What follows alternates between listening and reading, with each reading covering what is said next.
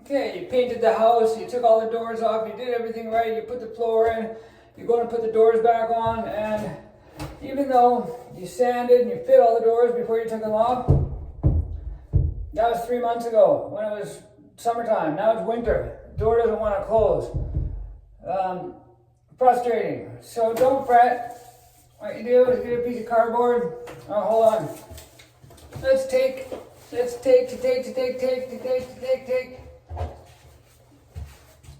Take the hinges out.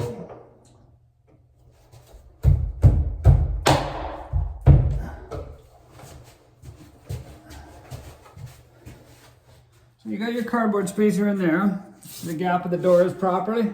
And you make sure the gap is right down there. You take your pliers and you bend the hinge so they line up properly. See how they're nice and straight now?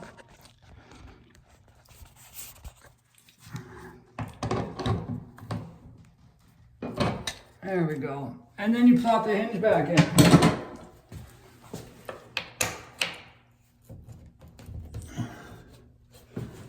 And tap it in. Just tap it in. Tap it in.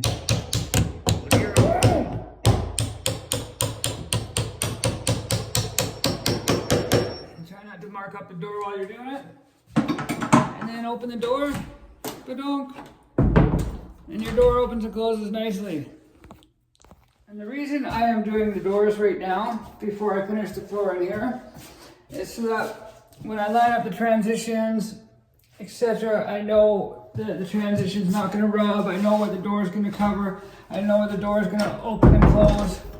And to those people that make videos, I might have a crummy video, I'm an idiot, whatever, I don't care.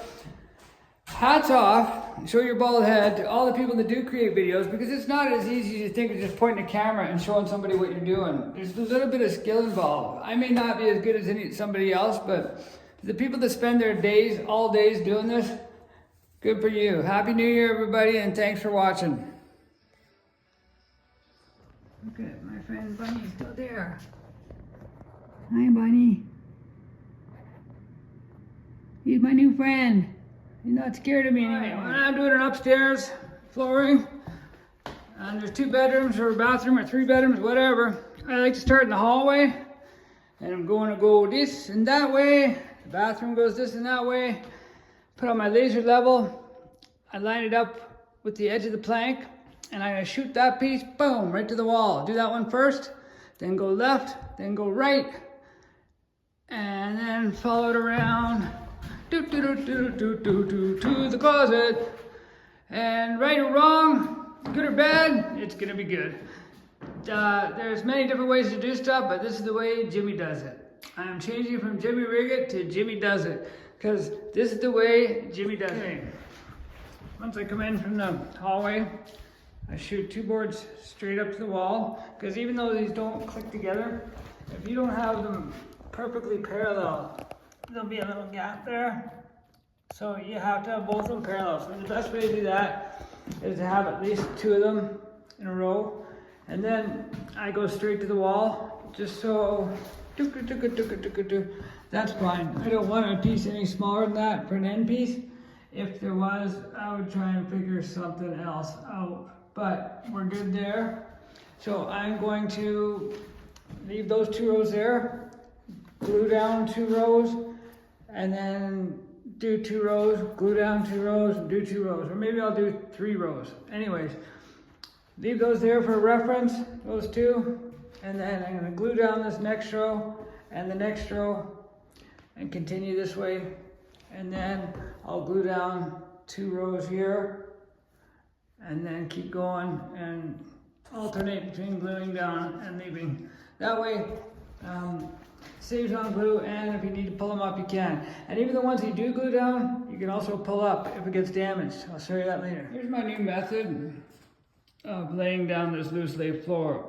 Is I get 2 rows ready, fit check them, cut them, do whatever I gotta do, then pull them up, then put glue down enough for 2 rows, and then I put the pieces back in, and so on and so on, and carry on. I'll put this on time lapse for a little bit and let you see what I'm doing. Okay, see, that went really smoothly.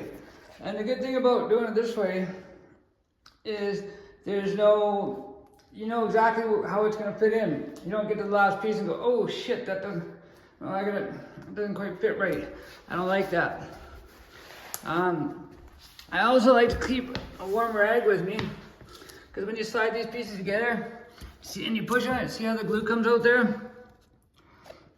And it presses into a little bit all here. I like that because that means it's gonna hold those edges together with a little bit of glue. And it's water soluble, so you just wipe it off with your rag. And here's this pencil mark here, so that wipes off too. I'll leave that to the end and do it all. I like to go over it. And I also like to have, this is a factory edge on this side, and this is just a scrap piece. And you just give it light taps, just to make sure these line up perfectly square, and you get the gaps out of them. And then you double check your pieces so that there's no gaps, and it looks good. Because one tiny little piece like that can ruin your whole strip. So, or that, if you get that stuck in between two pieces, you're gonna know about it real quick.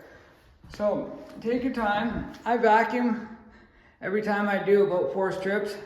I'll sweep and vacuum again, depending on how much I'm trimming.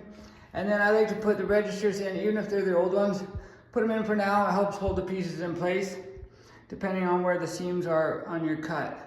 So this is a fairly easy one to do, but just because it's easy, don't just throw it down and bada boom, bada bing, it's done. Take your time, do it right, and you'll have a floor that doesn't move, doesn't have gaps, and looks great for a long time to come. Again, there's many ways to do this, but this is the way Jimmy does it. Thanks for watching.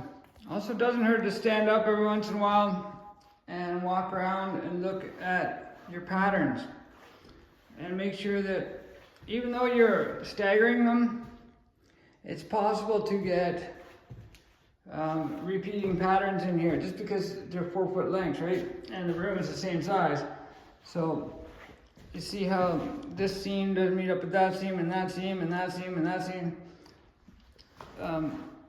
You wouldn't believe how easy it is without even noticing that all of a sudden your seams are lining up. When you stand up, you're like, oh geez, that doesn't look good. Trying to find an example of one, but I've done a fairly good job of staggering them so it doesn't appear to look that way. So good job, Jimmy Mac. All right, that's the way Jimmy does it. So these 2 rows here were the first rows I put down, but I didn't glue them because I wanted to make sure they were straight. And then I started gluing from here to the wall, every second or third row, etc. When you put the glue down, I keep a few inches on this side, and see that pencil line is the other end of the second row. And I give it a couple inches on each side, so that way glue isn't coming out of the seams. But when you get to joins in the plywood here, I make sure there's lots of glue on either side of it. Same with here, on either side of that seam. And again, right here where the plywood meets each other. That way there's a little bit of a bow. It's gonna keep the flooring together, and it's not gonna have a little bump in it anyways, because that's where it's more than likely not gonna sit straight.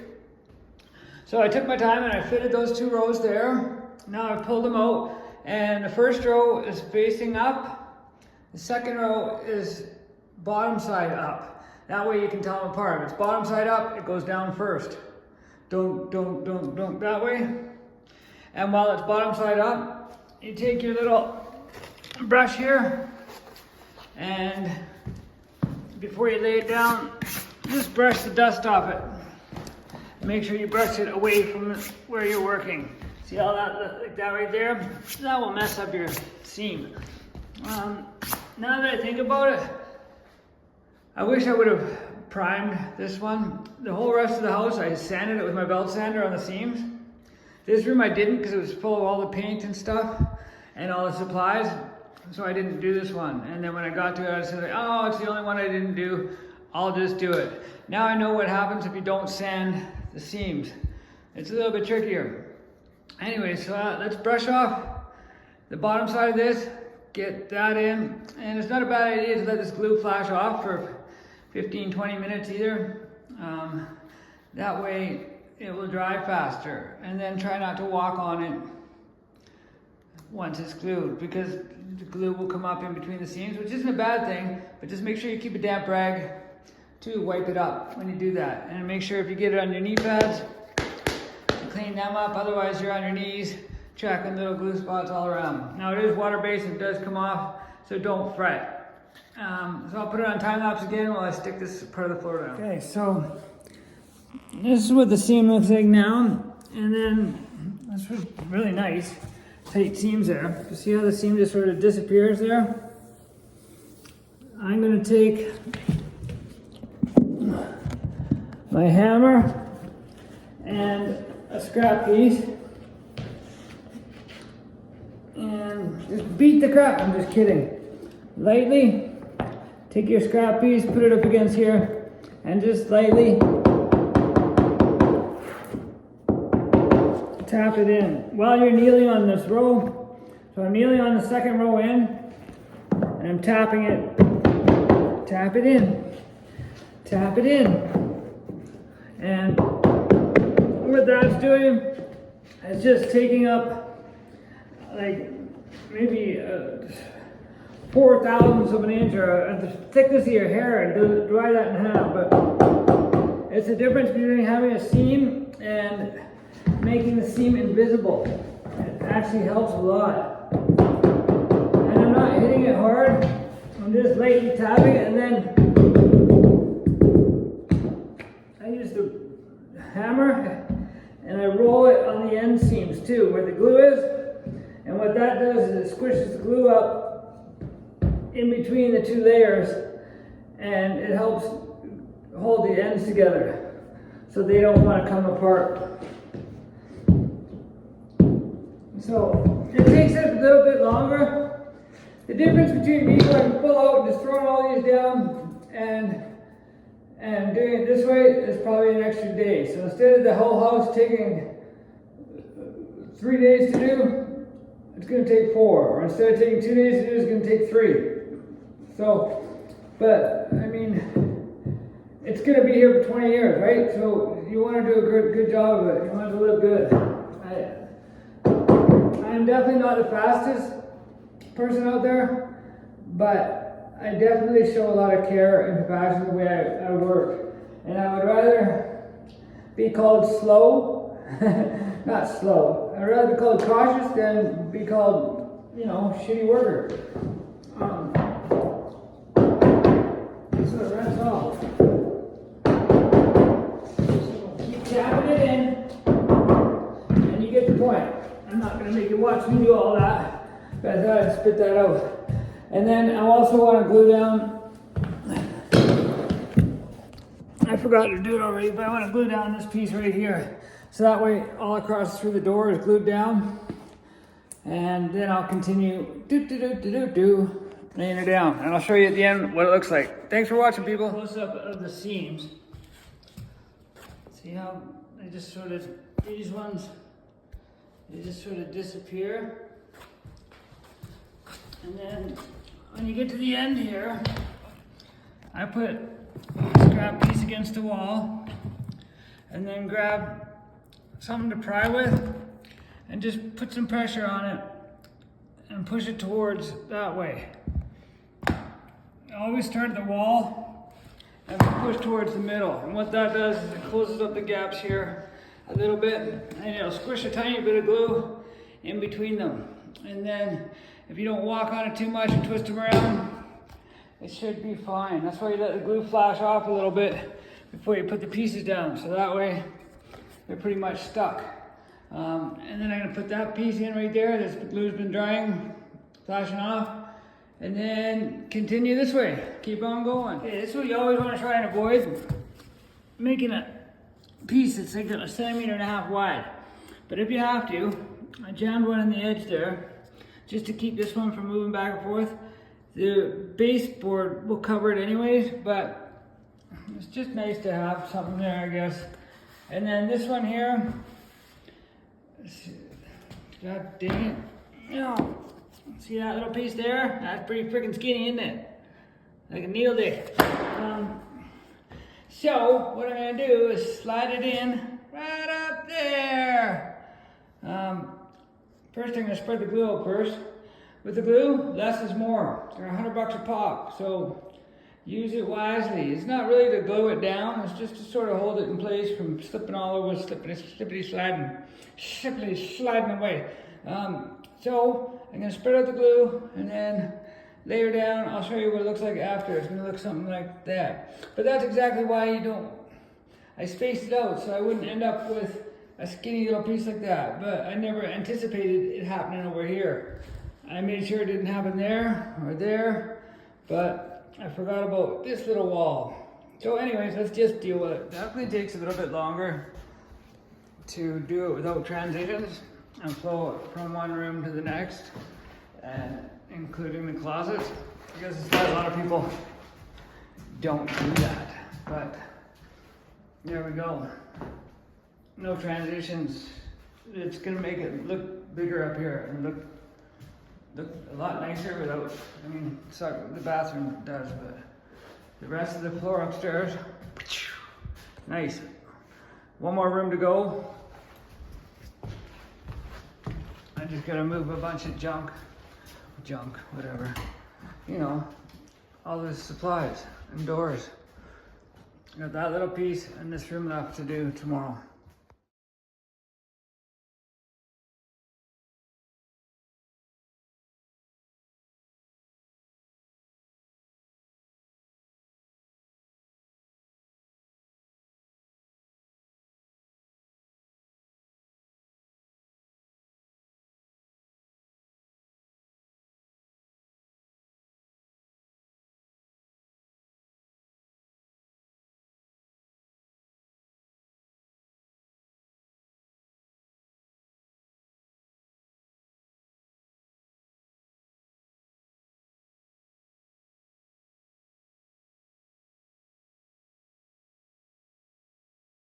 Okay, here we are coming into the other bedroom, and you see there's a lot of seams here with the wood. So I took my belt sander and I sanded it until we were getting wood come off both, and then I skimmed over the whole floor, just because in the other room there was a lot of little slivers and splinters and etc. that if they get caught between the planks, it makes a gap and it makes it not fun to deal with. And then when you get to the corners here, let's see where else there's all the mud there. When they mud the corners, they go right down to the ground. So just grab your knife and cut it out so that the flooring can tuck right underneath the wall. And cut off any plastic in here, just so when the floor lays down, it lays right into. There you go. And then vacuum all that out. You might want to trim this up too.